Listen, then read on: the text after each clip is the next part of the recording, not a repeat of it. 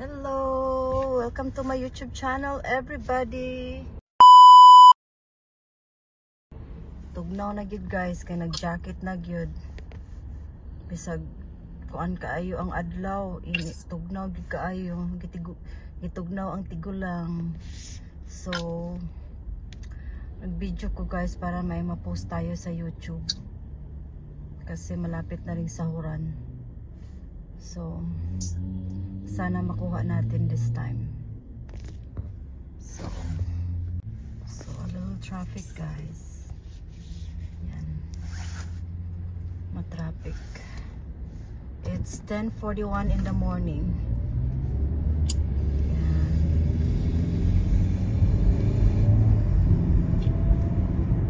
Yan po ang ating laging binabaybay papuntang trabaho.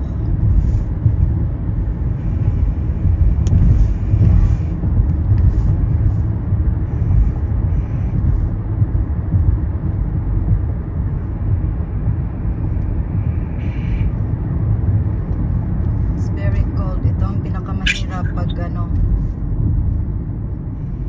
winter na, papuntang winter, ito ang pinakaayoko talaga guys. Kaya nga sana naghanap ako ng live-in job para hindi ako mag-drive everyday, kasi kontra ko talaga ang lamig. Pero mind you guys, hindi din ako makatulog pag sobrang init. Kaya yung kwarto ko nakabukas yung window, binuksan ko ng maliit para lang may lamig ang pagtulog, kasi hindi talaga ako matulog pag mainit. So ito ang life ng isang caregiver sa Amerika or kahit saang sulok ng mundo. Maraming caregiver. It's just happen na nandito sa Amerika, Seminole Beach. Maraming malls dito guys, oh. Pero pag uwi ko mamayang gabi, wala nang naka-open. So maaga akong papuntang trabaho, may may araw pa. Pag uwi ko madilim na. It's 9 PM ako maglabas sa trabaho. 12 hours. So nandito ako sa Elmhurst, Illinois. Elmhurst, yan. Nilagyan talaga nila ng ganyan para malaman mo kung saan ka. Yan ang buhay sa Amerika guys. Ayan ang aking pinakitang baon, di ba? Nung pinakita ko sa inyo kung anong baon ko. Ayan. Meron din tayong tubig. Hindi tayo magpawala ng tubig. Kasi ma-feel ko talaga pag wala akong masyadong ininom na tubig. Tapos laging nagdadry ang aking skin. Kaya huwag natin kalimutang mag-lotion.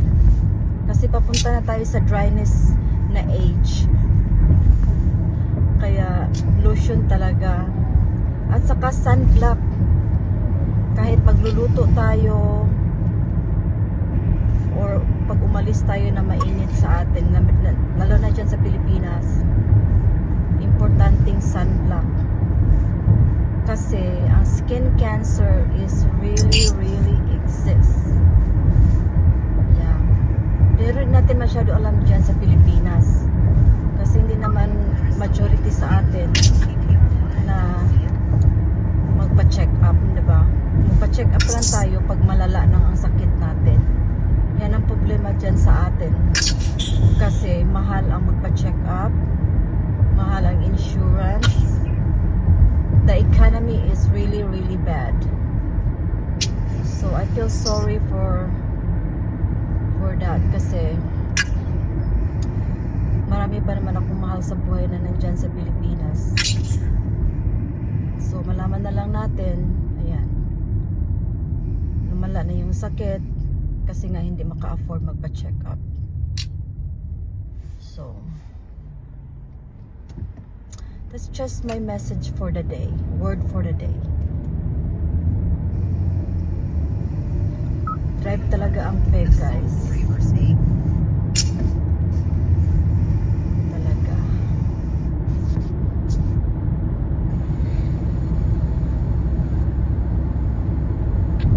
Malayo pa po ako, guys, kasi it takes 32 minutes. Tapos, maaga pa naman ako. So, magpunta ako sa aking bank. Kasi kailangan ko na talagang i-close yung old account ko. Kasi yun ang may alam ang mga scammer. So, kailangan ko lang i-close. Kasi wala nang pending transaction. So, I can close it na today. So, yun ang isang gagawin ko before ako magpunta sa aking trabaho. Medyo malapit-lapit na tayo sa bangko, guys. Akala nyo Pilipinas na ang may construction. Meron din dito, guys.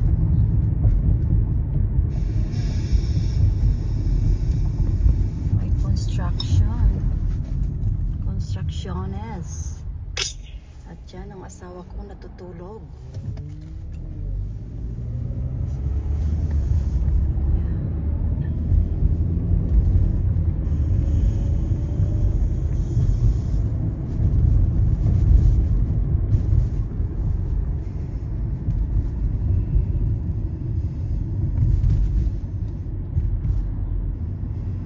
Malapit na po ako dito sa trabaho ko, guys, pero meron pa akong time magpunta sa bank. So dyan po ako nagpa-change oil kahapon. Nakalimutan kong mag-video.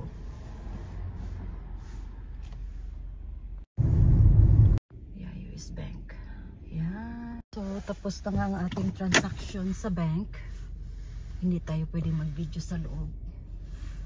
So dito na lang tayo sa nag-change na ang kulay ng mga trees. So yan ang aking bank. Yan. Nag-change na ang kulay. So paalis na tayo, guys. And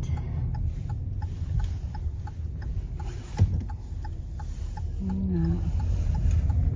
So dito na lang tayo. Guys, I have a lot of time. Marami pa akong time, guys. Malaki pang aking time.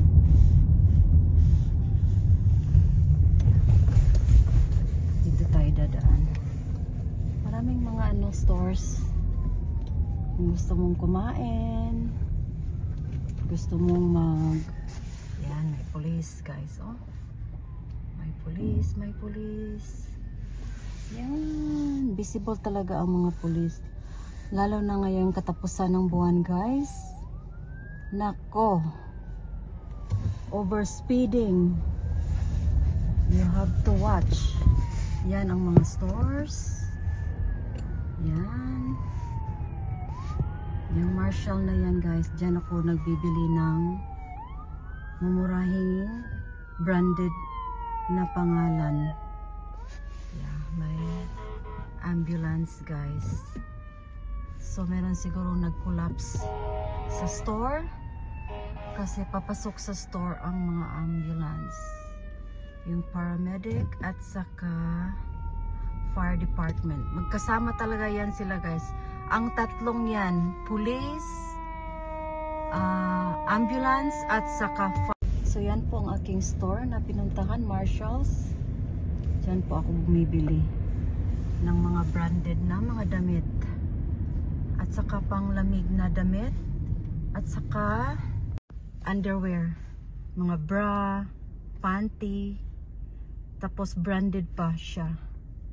Hindi na kasi ako nakapunta ng Victoria's Secret kasi ang layo talaga ng hindi na talaga noon kasi maraming stores ang Victoria's Secret, pero ngayon ang alam ko lang dalawa lang alam ko malapit sa akin pero malayo. Yung pinakamalapit lang ba. So bigyan mo talaga ng time kung gusto mo talaga ng Victoria's Secret na underwear. Pero I would not do that anymore. Siguro mga December meron niyang mga sales. Pero meron talaga pag pupuntang Thanksgiving, kasi November Thanksgiving at saka Christmas. Grabe talaga ang mga sale dito sa mga stores.